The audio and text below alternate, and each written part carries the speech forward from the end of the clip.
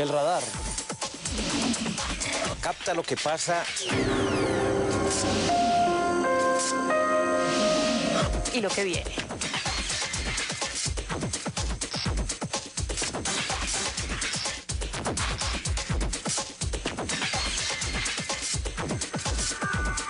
El radar capta lo que pasa y lo que viene. Dirige Darío Fernando Patiño. Conduce Jorge Alfredo Vargas. Aquí estamos, un saludo muy especial para nuestros televidentes dentro y fuera de Colombia que nos siguen a través de Caracol Internacional y de nuestra página de internet www.caracoltv.com.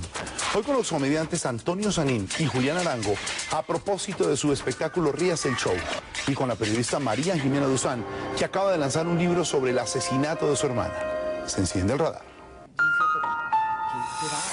La periodista María Jimena Duzán escribe un libro para reconstruir el asesinato de su hermana Silvia. ¿Por qué decidió revivir ese episodio de hace 20 años? ¿Qué descubrió en ese crimen de paramilitares? Diálogo con Camilo Durán. Julián Arango y Antonio Sanín regresaron al teatro con la comedia Ríase el Show. Hoy, para una entrevista con Darío Fernando Patiño, presentan a dos de sus personajes más humildes, los argentinos y los cachacos. El radar ya está encendido. Hace 20 años, la familia de la periodista María Jimena Duzán fue golpeada directamente por la violencia. Su hermana Silvia, también periodista, y 3 dirigentes campesinos fueron asesinados por paramilitares en Cimitarra, Santander, en el centro de la población y ante la mirada de las autoridades. Ella realizaba un documental para un canal internacional. Durante todo este tiempo, María Jimena vivió con el recuerdo y con la espina de la impunidad atravesada en su garganta. Ahora decidió soltarla y escribir el libro Mi viaje al infierno. En esta entrevista le cuenta a Camilo Durán cómo fue el proceso para llegar a establecer qué ocurrió realmente ese 26 de febrero de 1990. Este testimonio cobra especial vigencia ahora que miles de familiares de víctimas de la violencia esperan que el Congreso apruebe la ley que le reconoce sus derechos a una reparación justa. Camilo Durán entra al radar. Muy impresionado con su libro Mi viaje al infierno. ¿Cuánto duró escribiéndolo? Pues escribiéndolo realmente, pensándolo, muchísimos años. Y sentándome a escribir, pues 3 años, por ahí, casi 4 años. ¿Qué buscaba al escribir este libro, María Jimena? Pues la verdad no sabía qué buscaba cuando comencé. Pero la necesidad de, digamos, de buscar la memoria que yo había perdido, digamos, en general, de todo lo que le había pasado a mi familia en esa época, fue lo que me comenzó a mover, digamos, como la aguja y a decir, hombre, yo tengo que escribir algo, pero no sabía qué. Yo de pronto no tenía ni idea y en mi momento dado dije, no, yo cambio esta vaina no me funcionó. ¿Pero hubo algún evento que le hiciera clic? A ver, pues sí, varias cosas. Yo creo que primero había un deseo como oculto que yo tenía como aplazado, ¿no es verdad?, de buscar y de tener la valentía, digamos, de decir, hombre, quiero saber qué fue lo que pasó. Lo otro es que en un momento dado, me acuerdo un día que se conoció la noticia de que uno de los jefes paramilitares desplazados, que había sido jefe paramilitar del Magdalena Medio, que es el señor Ramón Izaza, iba a dar su primera versión libre.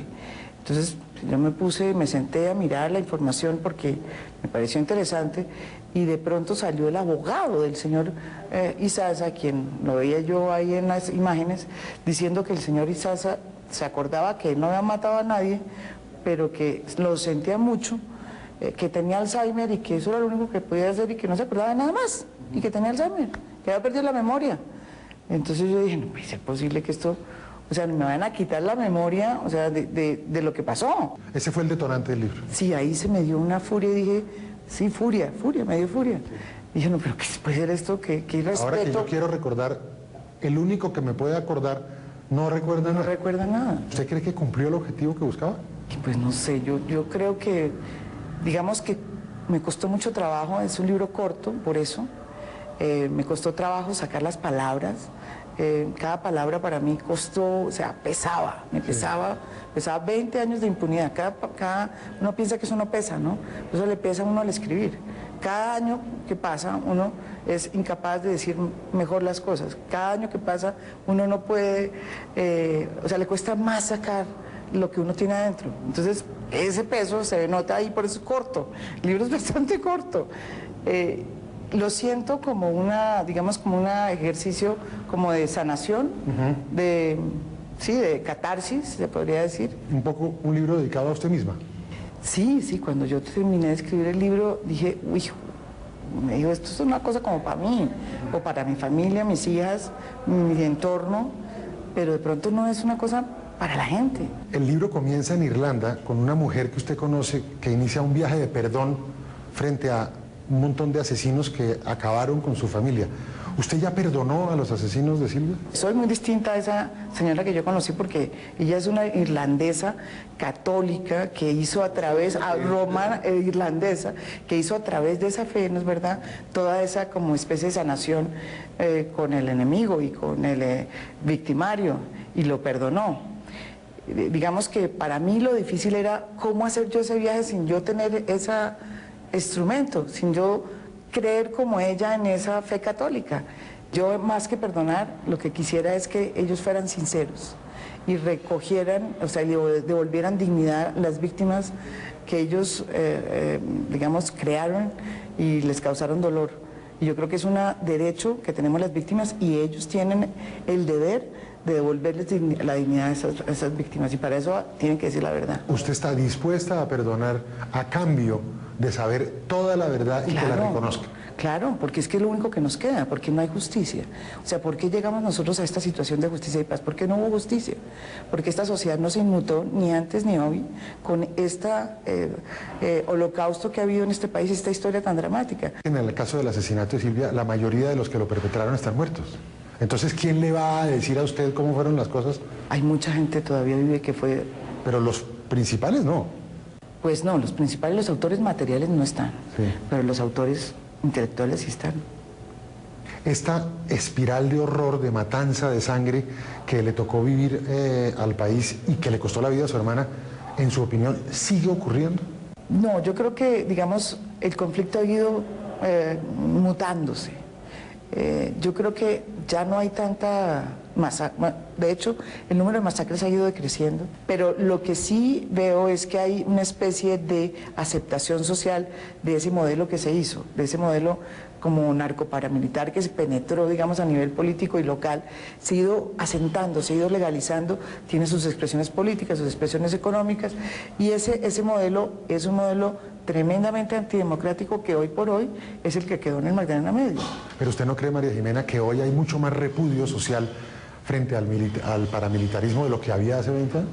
Esto lo que está viendo el país es nuevo, hace 3, 4 años, pero yo diría que durante los 20 años que pasaron en este país, los últimos 17 años, ha sido un proceso de aceptación de ese fenómeno que fue el que de alguna manera triunfó. Por eso ya no hay más masacres de ese estilo, porque hubo una cantidad de campesinos desplazados, fueron despojados de sus tierras, fueron los que los despojaron, se tomaron esas tierras, esos tienen hoy un poder político, un poder económico, pero desde hace 3 o 4 años el Estado está reaccionando y a través de la Corte Suprema de Justicia y la Fiscalía, eso ha empezado a considerarse un delito. Pero entonces, el sacrificio y la muerte de Silvia no fue en vano. Esa pregunta se la hace mi mamá mucho. Yo no me la he podido hacer, no me la he podido hacer porque no encuentro como la respuesta.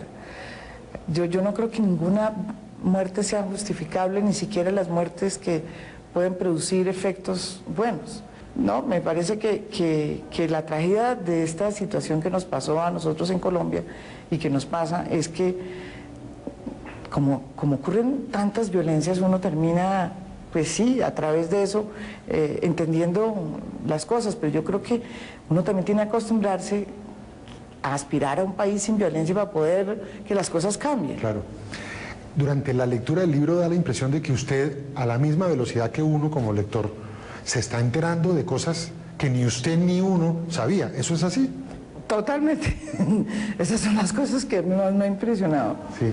Por ejemplo, que usted viene de una familia, tanto paterna como materna, totalmente conservadora. Su papá le hacía los discursos al presidente Miguel Abadía Méndez.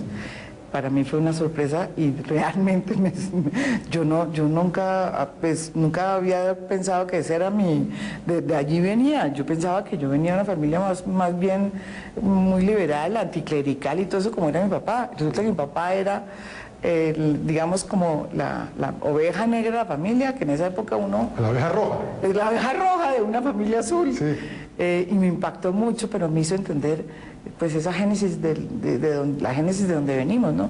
Y cómo Silvia y yo, y Juan Manuel, que es mi otro hermano, pues vivimos la vida de jóvenes y de dónde veníamos, ¿no? Y por qué Silvia y yo terminamos como somos. ¿Su padre era de apellido Galvis? Sí, mi papá era de apellido Galvis. En esa época tengo entendido que era normal, pues cuando ellos llegaron acá, sus amigos eran Klim, pues su gran amigo era Klim y Guillermo Cano, pero sobre todo Klim, y Klim también se llamaba Klim, pues Klim le decían Klim, pero pues no se llamaba Klim. Sí. Y cada uno tenía, Alfonso Palacio Rueda se llamaba... El Cofrade. El Cofrade, exacto. Bueno, pero es que su papá no solo tenía un apodo, que no sé si lo tenía, pero es que él se cambió el nombre en notaría. Correcto, se cambió el nombre, entonces comenzó como la manera, o sea, por una moda que había de la gente que escribía, los periodistas usaban un nombre distinto, Sí. un seudónimo, pero él lo tomó como si fuera su nombre. El libro a veces es novela, a veces es relato, a veces es crónica. ¿Se le salió un poco de las manos el género? Tal vez sí, ¿sabes? Porque es que a uno le pasa que, no sé, cuando estaba buscando, como empecé a encontrar cosas que yo no pensaba que iba a encontrar, me impresionó mucho ese tema de pensar que había cosas que yo no sabía y pensé que era como una ficción, que estuviera escribiendo de otra persona, una persona que yo no conocía.